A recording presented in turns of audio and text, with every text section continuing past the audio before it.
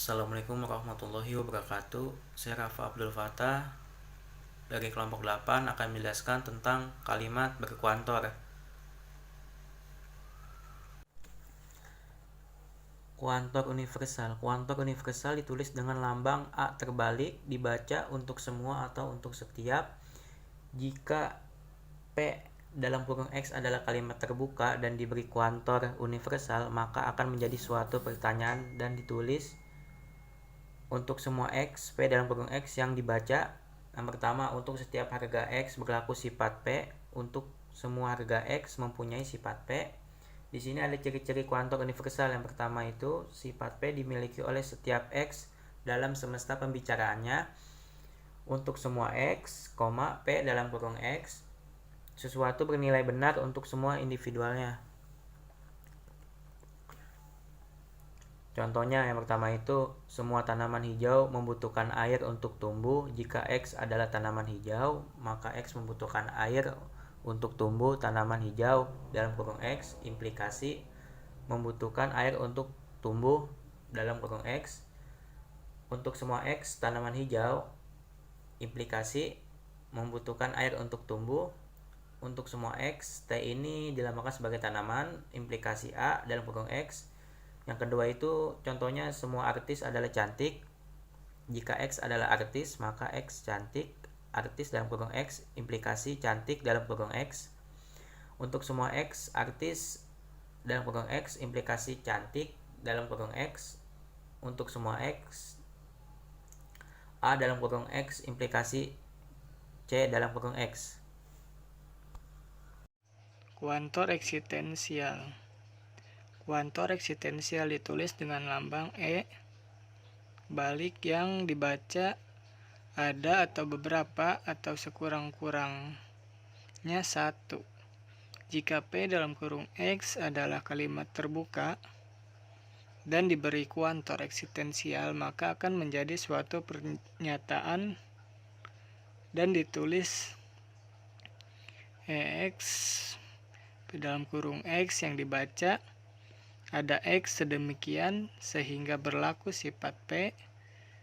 Beberapa X mempunyai sifat P, sekurang-kurangnya satu X dengan sifat P. Ciri-ciri kuantor eksistensial. Ciri kalimat berkuantor eksistensial adalah ada kata beberapa atau ada. Pembuktian nilai kebenaran kalimat kuantor universal dan eksistensial. Pembuktian nilai kebenaran kalimat kuantor universal eksistensial. Modus ponen. Premis ke-1 ada P implikasi Q, premis kedua ada P, konklusinya ada Q. Contoh premis ke-1, jika saya belajar maka saya lulus ujian. Premis kedua, saya belajar. Konklusinya, saya lulus ujian. Pembuktian nilai kebenaran kalimat kuantor universal dan eksistensial. Modus tollens. Premis 1 P implikasi Q. Premis kedua ada ingkaran Q. Konklusinya ada ingkaran P.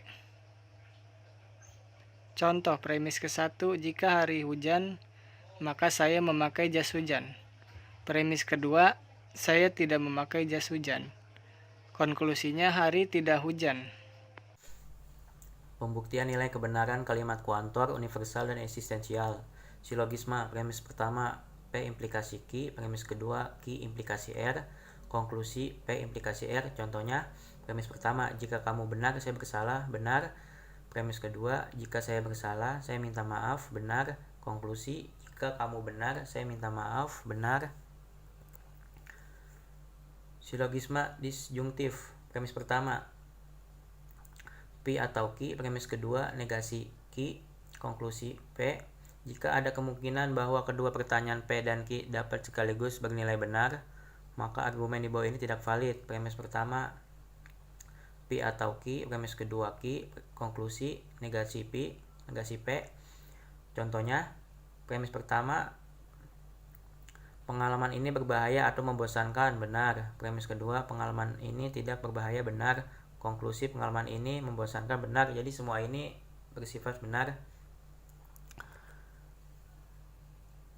Konjungsi, premis pertama P, premis kedua Q.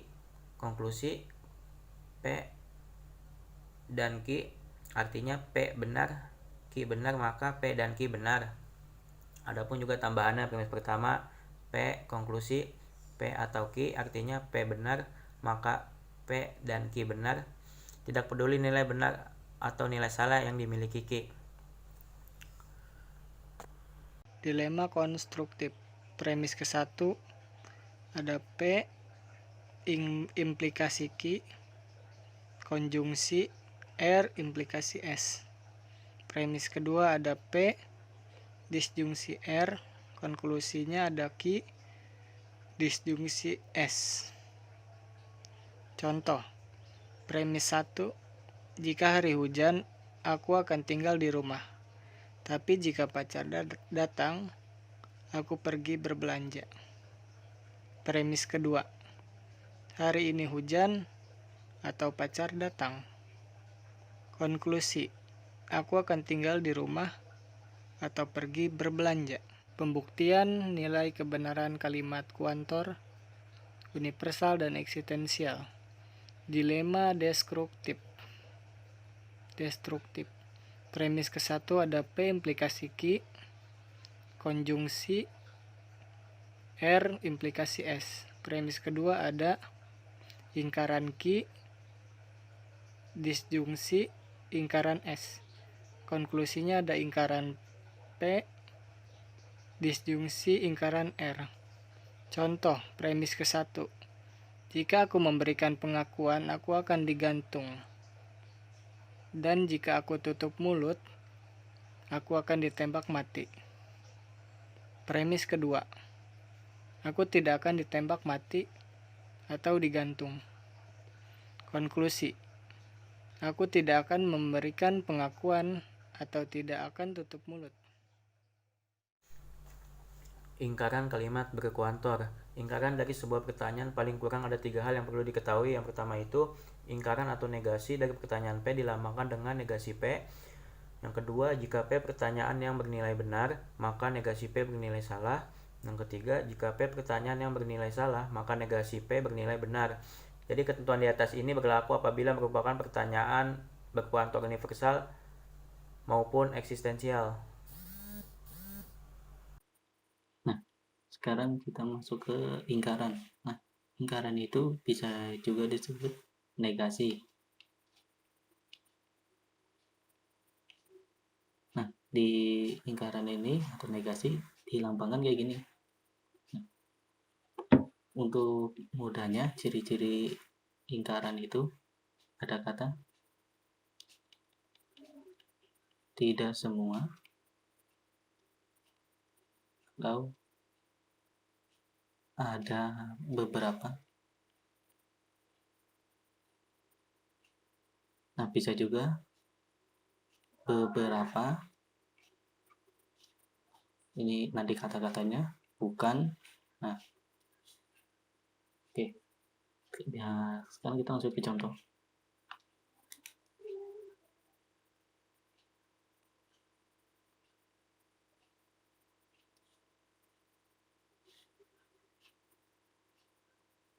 Contohnya ini. Negasikan pertanyaan berikut. Semua bilangan-bilangan prima adalah asli. Kalau misalkan nanti di pertanyaannya ini udah bilangan prima, terus ada kata semua, A, B, C, D, E, itu berarti bilangan ini, kata semuanya itu berarti jawaban itu salah. Jawaban itu salah. Nah, gampangnya gitu. Jadi ini tinggal cari yang lainnya aja. Sekarang kalau kita bikin, kita bisa kayak gini. Di opsi 1 ya.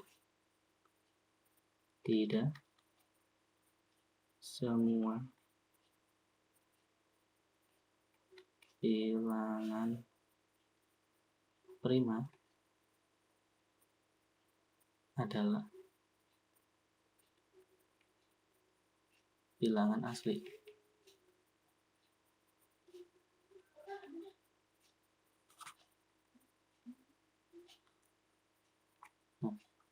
Ini contoh yang dari tidak semua.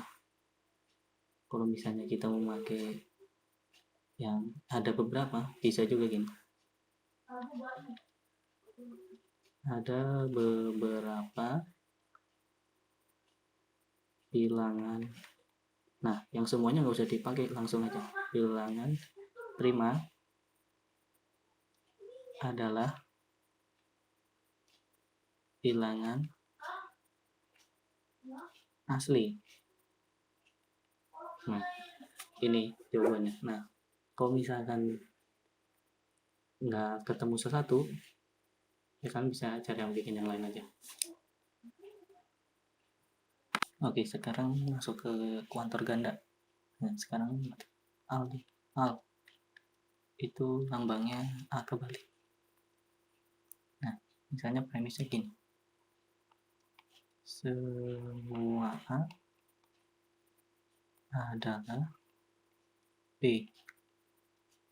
Nah, misalkan A1 adalah B adalah A.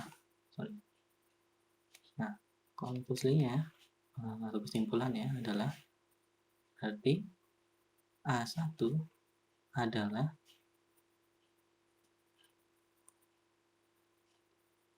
B.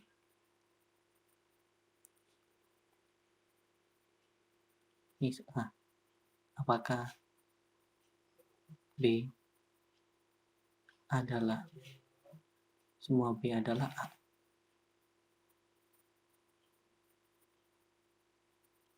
Ini bukan, karena coba gini nih. Ikan adalah makhluk hidup. Nah, ikan adalah makhluk hidup. Apakah makhluk hidup itu ikan?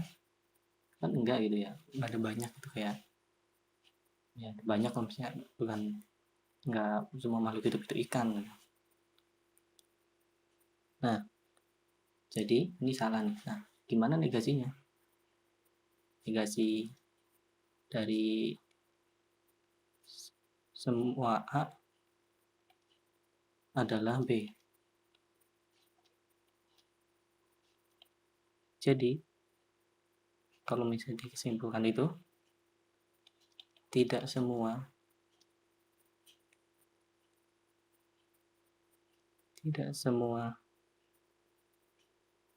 A mana? Tidak semua A adalah B. Nah, berarti ada A yang bukan B. Nah, berarti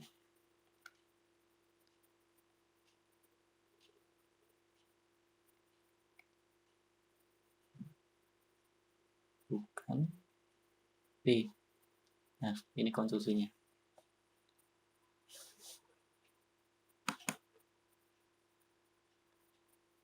Ini disebut ada. Nah, misalnya gini. Ada A yang adalah B. Oke, ini tekan-tekannya dulu ya. Nah, misalnya ada pertanyaan. Ada A yang bukan B.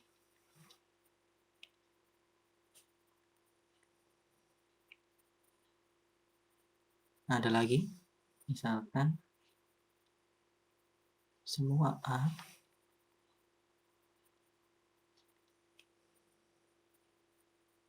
adalah B.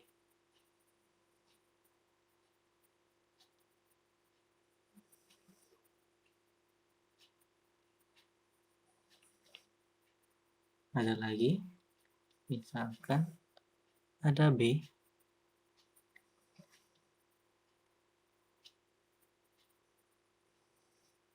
yang adalah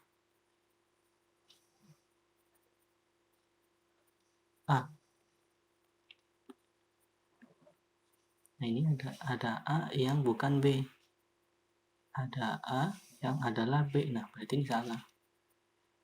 Kalau ngikutin ini itu salah. Tapi kalau misalkan di lain, itu dia bisa benar atau salah. Cuma kalau ngikutin ini dia salah. Semua A adalah B. Ada A yang adalah B. Kalau semua A adalah B, kita lihat dulu mungkin. Yang ini yang 3, ada B yang adalah A. Ada B yang ada A. Ada B yang adalah A. Nah, ini yang benar. Ini benar.